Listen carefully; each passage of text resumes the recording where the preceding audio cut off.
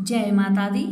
नमस्कार दोस्तों, स्वागत है आप सभी का हमारे YouTube चैनल लक्ष्मी शर्मा की कहानियाँ पर। ओम गणेशाय नमः। प्यारे भक्तजनों, आज है करवा चौथ और मैं आप सभी को सुनाऊंगी करवा चौथ व्रत में सुनी जाने वाली सभी कथा एक साथ। करवा चौथ व्रत की ऐसी मान्यता है कि करवा चौथ व्रत करने से पति के जीवन में किसी भी प्रकार का कष्ट नहीं आता है, साथ ही पति को लंबी आयु की प्राप्ति होती है। करवा चौथ के व्रत में शिव पार्वती, कार्तिकेय जी, गणेश जी और चंद्रमा की पूजन करने का विधान है। प्यारे भक्तजनों, आइए श्रवण करते हैं करवा चौथ की व्रत कथा। सबसे पहले हम शुरुआत करेंगे गणेश महाराज की कथा के साथ। आपसे निवेदन है कि कथा को पूरा सुनिए और अगर कथा आपको अच्छी लगे तो दूसरों को भी शेयर करें। कथा। एक बुढ़िया माई थी। वह मिट्टी की गणेश जी की पूजा करती थी। रोज बनाए रोज गल जाए। वह बुढ़िया माई रोज गणेश जी की मूर्ति मिट्टी से बनाती थी, लेकिन रोज पानी पड़ने के कारण गल जाया करती थी। एक दिन की बात है, बुढ़िया माई कहीं जा रही थी। उसने देखा कि एक सेठ का मकान बन रहा था, तो वह कारीगर से बोली, भैया क्या आप मेरे लिए पत्थर का गणेश जी बना देंगे? तो कारीगर बोले, जितने देर में हम तेरे पत्थर का गणेश जी बनाएंगे उतने देर में तो हमारी दीवार बन जाएगी, इसलिए हमारे पास समय नहीं है, तुम जाओ किसी और को बोलना।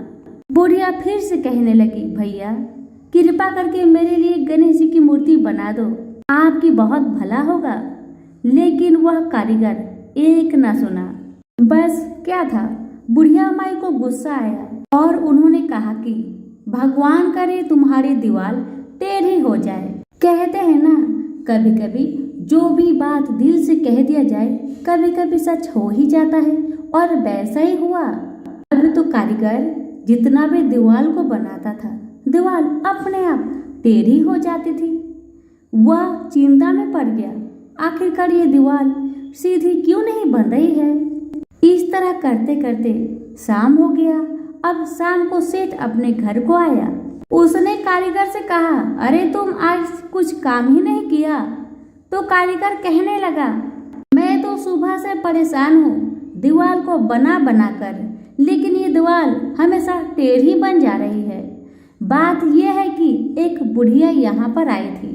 उसने मुझसे कहा कि गणेश जी की मूर्ति बना दो, लेकिन मैंने कहा जब तक तुम्हारे लिए हम गणेश जी की मूर्ति बनाएंगे तब तक हम ये दीवार को ही खड़ी कर लेंगे। बस मैंने उसके लिए गणेश जी बनाने से इनकार कर दिया तो उसने गुस्से से कहा कि भगवान करे तुम्हारी दीवार टेढ़ी हो जाए। बस तब से अब तक मैंने इतने बार दीवार बनाए, लेकिन दीवार हमेशा टेढ़ी ही बनती जा रही है।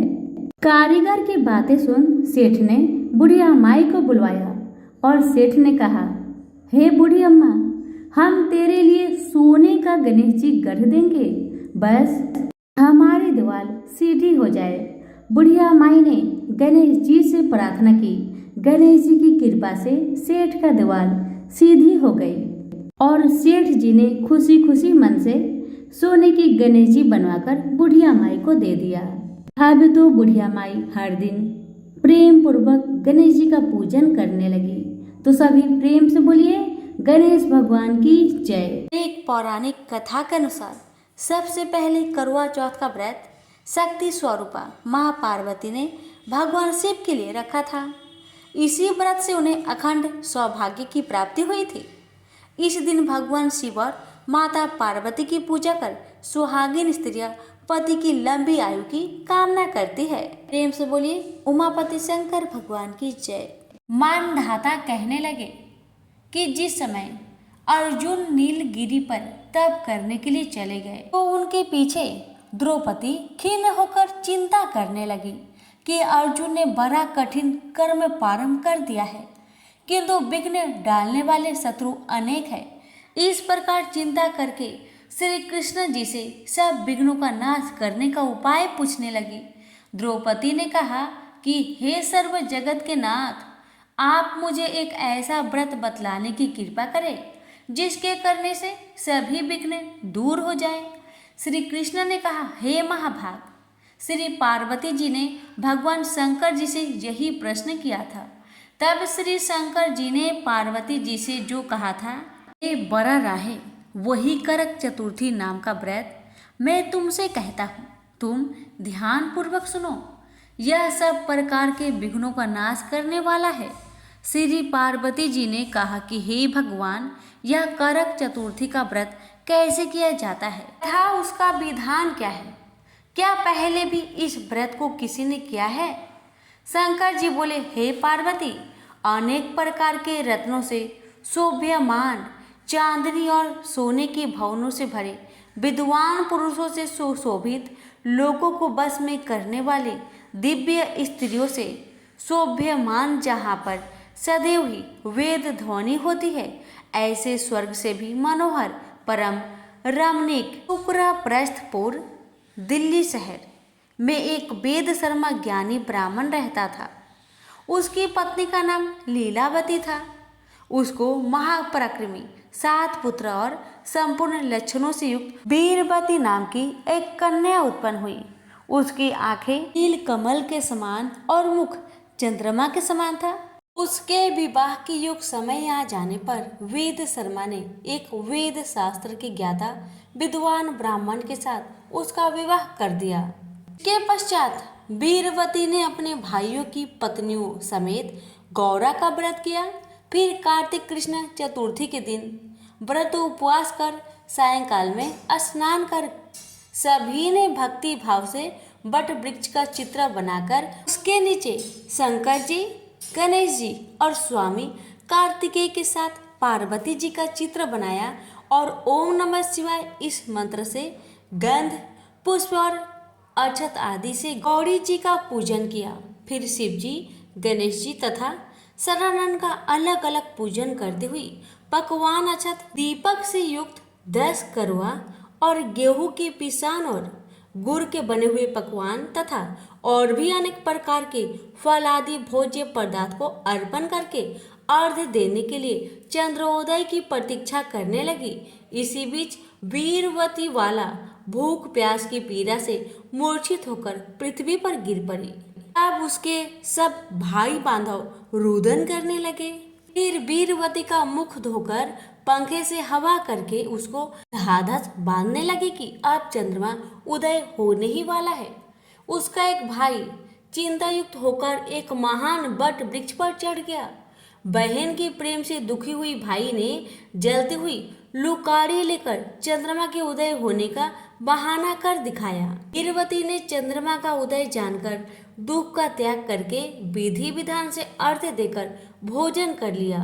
इस प्रकार व्रत के दूषित हो जाने के कारण उसका पति मर गया। जब वीरवती ने अपने पति को मरा हुआ देखकर पुनः शिव जी का पूजन 1 वर्ष तक निराहार रहकर किया। वर्ष के समाप्त होने पर करक चतुर्थी का व्रत उसकी भौजाइयों ने किया।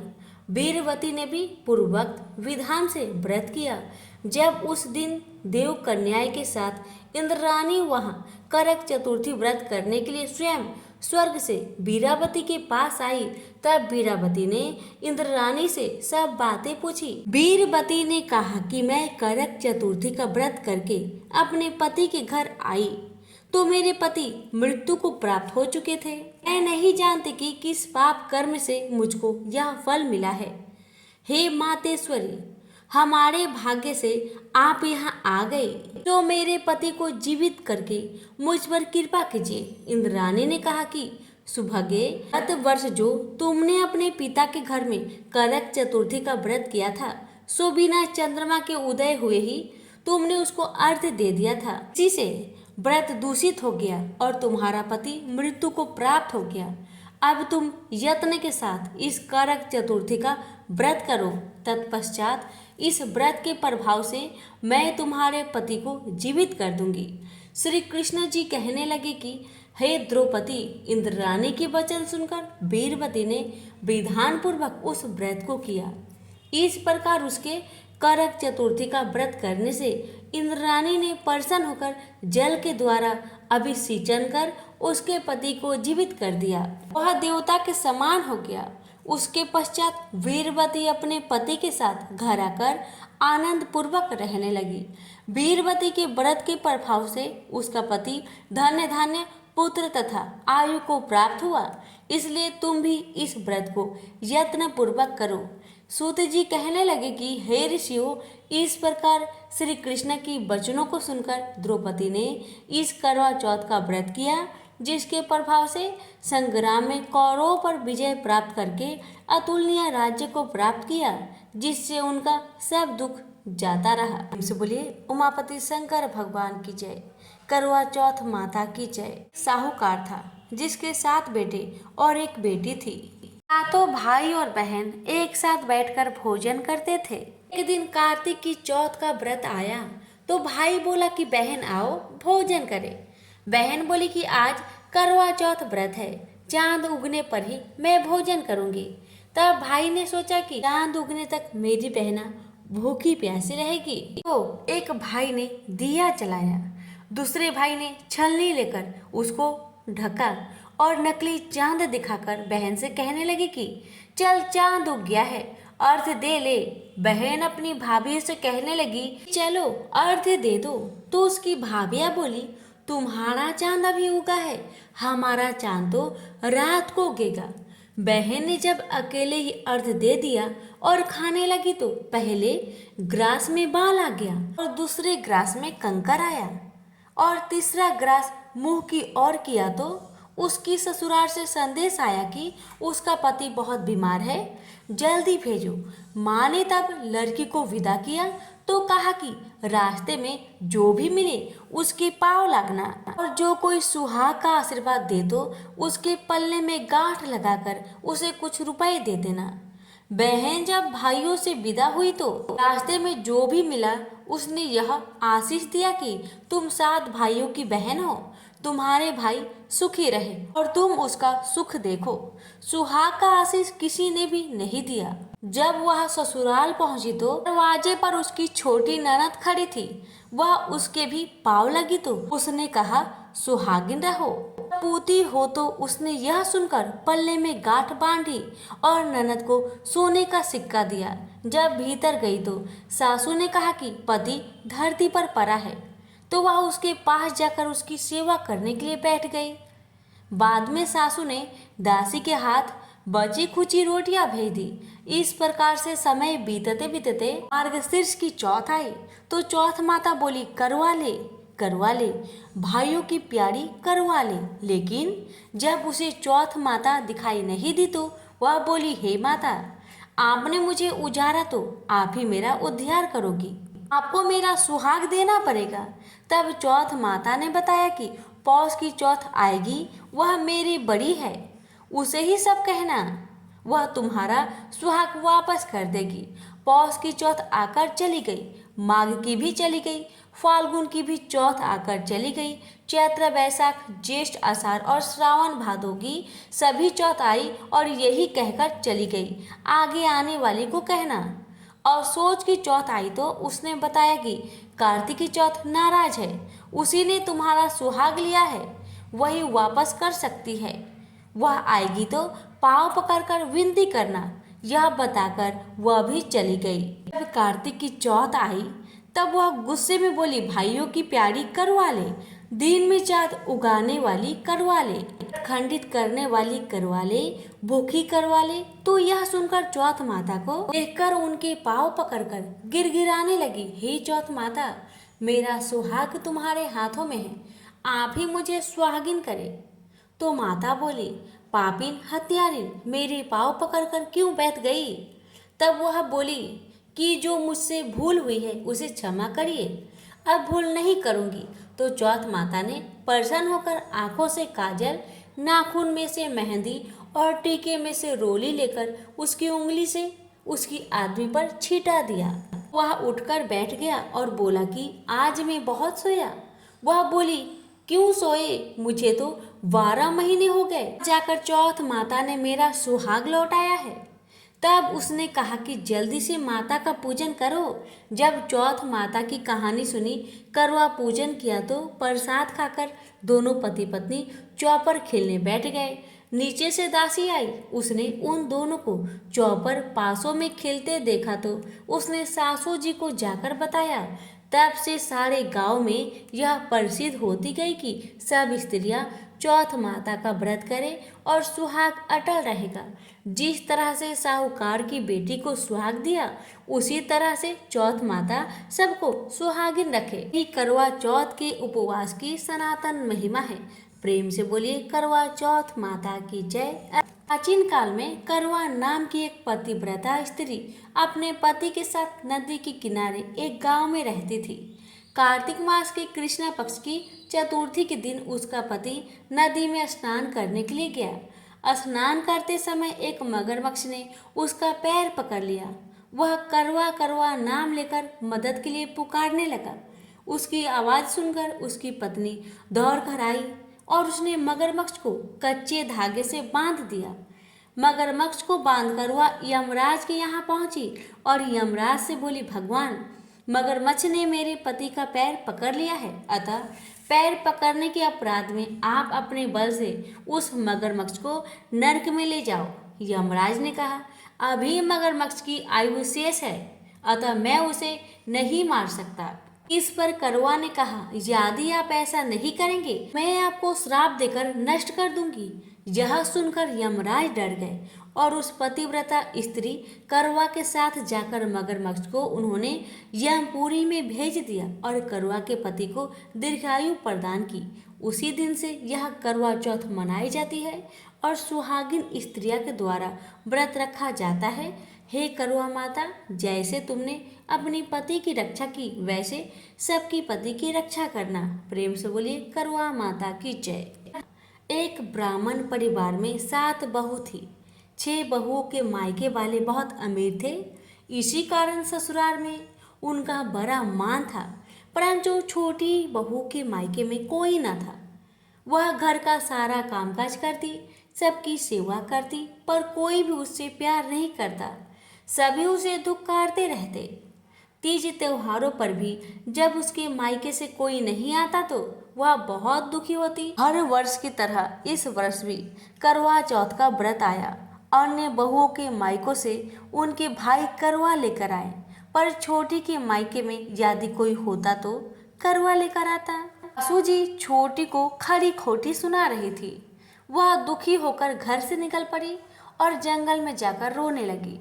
एक नाग बहुत देर से उसका रोना सुनता रहा। अंत में वह अपने बिल से निकल आया तथा छोटी से पूछने लगा, बेटी क्या बात है, तुम क्यों रो रही हो? छोटी बोली, आज करवा चौथ है, मेरा कोई भाई नहीं है। यदि मेरा कोई भाई होता तो आज जरूर करवा लेकर आता। नाग को छोटी पर दया आई। नाग ने कहा, बेटी तुम घर चलो, मैं अभी करवा लेकर आता हूँ। थोड़ी देर बाद नाग उसकी ससुराल पहुंचा। ससुराल वाले इतना सामान देखकर चकित हो गए। सासू भी प्रसन्न हो गई। तब सासू ने प्रसन्न मन से छोटी को नाग देवता के साथ भेज दिया। नाग देवता ने छोटी को अपना सारा महल दिखाया और कहा, जितने दिन चाहो आराम से रहो, मन चाह खाओ और मन चाह पहनो, पर एक बात का याद रखना, सामने रखी नाद को कभी मत खोलना। छोटी सारा समय महल में आराम से काटती, पर नाद के बारे में उसकी उत्सुकता बढ़ती जाती। एक दिन जब घर में कोई न था, उसने नाद को उठाकर देखा तो हजारों छोटे छोटे सांप के बच्चे इधर उधर रेंगने लगे। उसने जल्दी ही नाद ढक दी। जल्दबाजी में नाद को ढकने के कारण एक सांप की बच्चा का पूंछ कट गया और नीचे गिर आया। शाम को नाग के आने पर छोटी ने अपनी गलती को स्वीकार किया। नाग ने उसे क्षमा कर दिया। अब छोटी के ससुराल में उसकी बड़ी इज्जत होने लगी। जिस सांप की पूंछ कटी थी, अब सभी बांडा कहकर तंग करते थे। एक दिन उसने अपनी माँ से पूछा कि मेरी पूंछ किसने काटी है, तो माँ ने कहा कि छोटी की नाद उठाने की जल्दी में ही तुम्हारी पूंछ कटी है। तो वह बोला कि मैं छोटी से बदला लूँगा।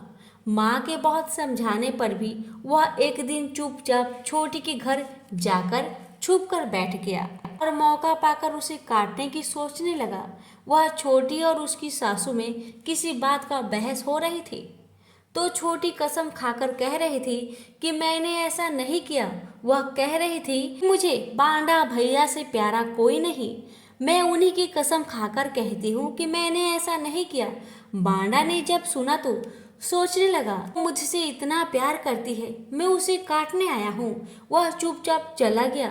माँ ने पूछा, ले आया बहन से बदला? वह कहने लगा, माँ बहन से कैसा बदला? तभी से बांडा भाई वह छोटी बहन हुई। भाई प्रतिवर्ष चौथ के दिन करवा लेकर जाता, वह बहन बड़े प्यार से करवा चौथ का व्रत करती। प्रेम से बोलिए करवा चौथ माता की जय, उमापति शंकर भगवान की जय, कार्तिकेय भगवान की जय, गणेश महाराज की जय। बहुत समय पहले की बात है। एक गांव में एक नौजवान लड़का रहता था। उसका घर झोपड़ी का था। उसका इस दुनिया में कोई भी नहीं था। वह लड़का एक लड़की से प्यार करता था। उस लड़की का भी इस दुनिया में कोई नहीं था। लड़की का नाम सतवंती था और लड़का का नाम गंगू प्रसाद। गंगू प्रसाद ने सतवंती से विवाह कर लिया और अपने झोपड़ी में ले आया। लेकिन बदकिस्मत के कारण गंगू प्रसाद की पहली रात में ही मृत्यु हो जाता है। ये देखकर सतवंती जोर जोर से रोने लगी, जिसे सुनकर आसपास के गांव वाले दौड़ दौड़ कर गंगू प्रसाद के घर में आने लगे। और सभी गांव वाले देखते हैं कि गंगू प्रसाद की लाश पड़ी हुई है।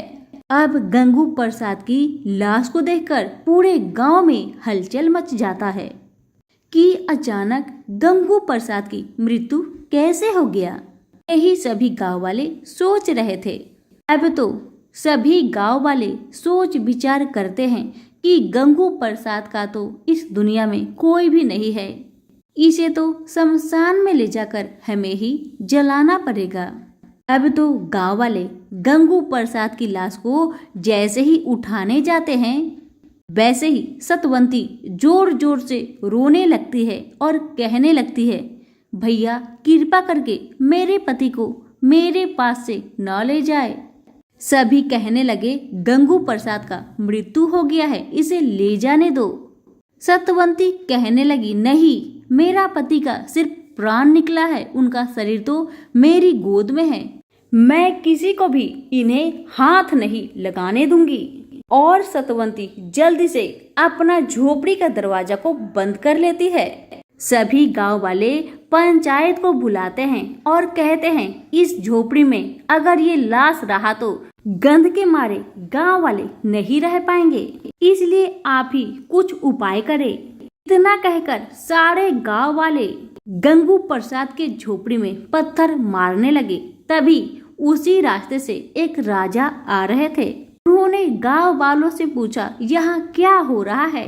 तभी गांव वाले सतवंती की सारी कहानी को सुना देते हैं। सतवंती की कहानी सुनकर राजा को दुख होता है और वे सभी गांव वालों को कहते हैं, बेचारी सतवंती ऐसे ही बहुत दुख में है, आप लोग उनके घर में पत्थर ना मारे। वह जितना दिन अपने मरे हुए पति के साथ रहना चाहती है, आप लोग रहने दे। इतना कहकर राजा अपने कुछ सिपाहियों को गंगू प्रसाद के झोपड़ी के बाहर खड़ा कर देते हैं और कहते हैं, देखना तुम लोग कि सतवंती को कोई भी परेशान ना करे। सतवंती बेचारी अपनी झोपड़ी के भीतर ही पति के सर को गोद में लिए जोर जोर से रो रही है और एक हाथ से अपने आंचल से आंसू को पोंछे जा रही है। सतवंती ने मन में ठान लिया कि वो भी अन्न त्याग कर अपने पति के साथ सती हो जाएगी। सतवंती का दुख देखकर करवा चौथ माता को सतवंती पर दया आता है। करवा चौथ माता 16 श्रृंगार करके लाल चुनरी ओढ़ के सतवंती के झोपड़ी में आती है और कहती है, बेटी दरवाजा खोलो। सतवंती ने उस माता की बात मानी और दरवाजा को खोल दी।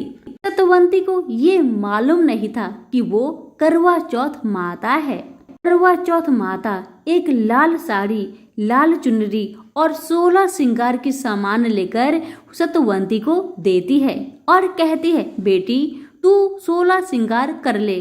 सतवंती कहने लगी, माता मैं किस प्रकार 16 श्रृंगार करूं? मेरा पति का तो मृत्यु हो गया है, मैं कैसे करूं? और करके भी क्या होने वाला? क्या मेरा पति जीवित हो जाएगा? माता ने कहा, ऐसा ही समझो। सतवंती ने जल्दी से 16 श्रृंगार किया, लाल चुनरी सर पे ओढ़ी। जब सतवंती तैयार हो गई तब माता कहने लगी, देखो सतवंती, मैं जैसे जैसे पूजन करती हूँ वैसे वैसे करवा चौथ माता का पूजन करना। सतवंती ने श्रद्धा पूर्वक ध्यान लगाकर विधि विधान के साथ करवा चौथ माता का पूजन किया, जिस प्रकार माता ने किया। पूजन के बाद करवा चौथ माता ने स्वयं अपने मुख से सतवंती को करवा चौथ माता की कथा सुनाई।